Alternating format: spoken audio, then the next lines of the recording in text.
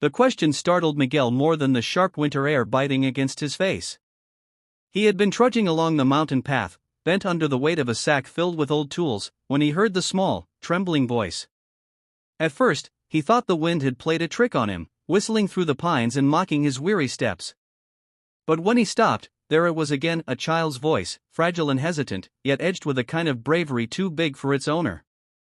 Turning, he saw him, a boy no older than 8, standing by a crooked stack of firewood, his thin arms straining as he tried to lift a log almost as heavy as himself.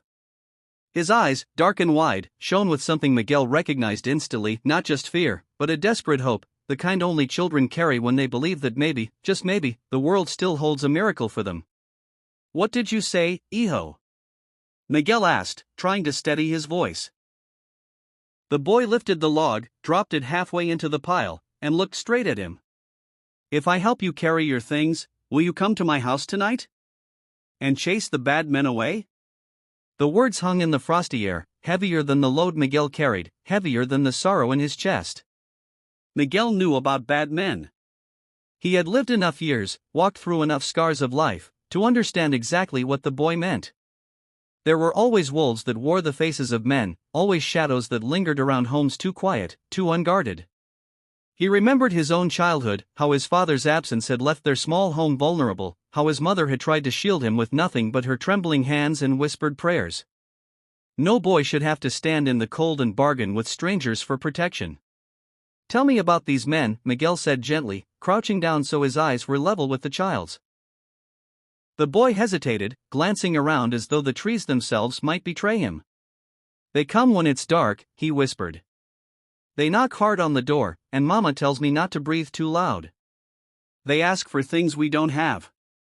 They scare Mama. They laugh when she cries."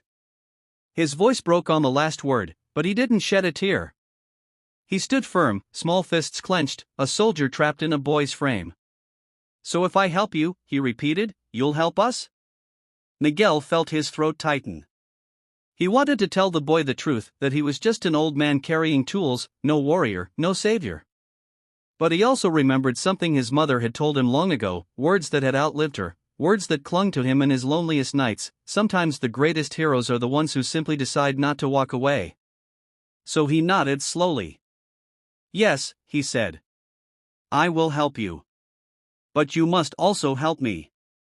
We'll carry together your firewood and my burden."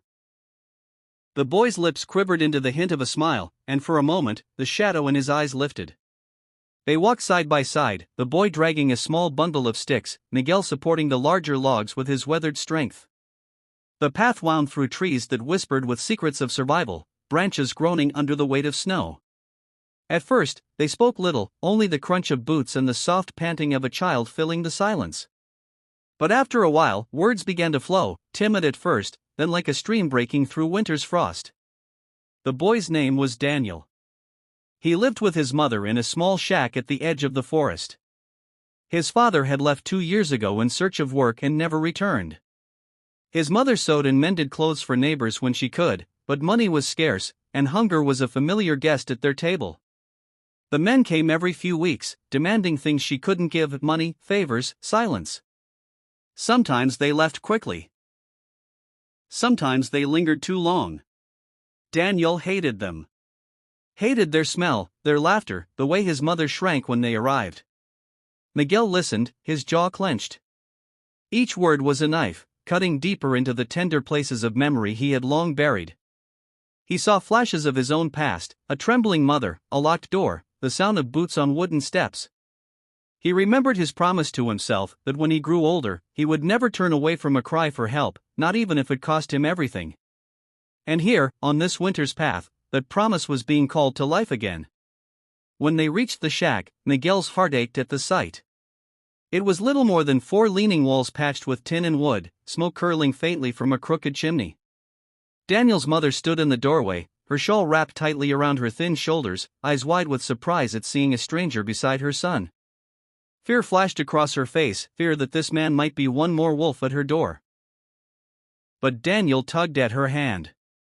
"Mama, this is Miguel. He's going to help us." For a long, tense moment, no one spoke. Then, slowly, her shoulders eased. Something in Miguel's weathered face, in the softness of his eyes, must have told her what words could not. She nodded, ushered them in, and together they stacked the firewood by the hearth. The warmth inside was faint, but it was enough to melt the frost clinging to their clothes. Miguel sat, his hands stretched toward the flickering flame, while Daniel's mother ladled out bowls of thin soup. It was more water than vegetables, but she offered it with the quiet dignity of someone who knew that even little could be shared with grace. That night, when the knocking came, Miguel was ready. He stood as the door shook beneath the fists of men who smelled of smoke and cheap liquor, their laughter slicing through the stillness of the forest night. Daniel clutched his mother's skirt, trembling, but Miguel laid a hand on his shoulder. "Stay behind me," he whispered. Then he opened the door. The men were three, broad-shouldered and cruel-eyed, their sneers faltering when they saw the stranger blocking their way. "Who are you?" one spat. Miguel said nothing at first. He simply stood, tall and unyielding, the firelight casting shadows across his lined face. In his silence was a strength greater than fists or weapons, the strength of someone who had endured, someone who had already faced darkness and refused to bend. Finally, he spoke. "This house is under my care now. Whatever business you think you have here ends tonight." The men laughed, but uneasily. Something in Miguel's voice, in the steady calm of his gaze, unsettled them.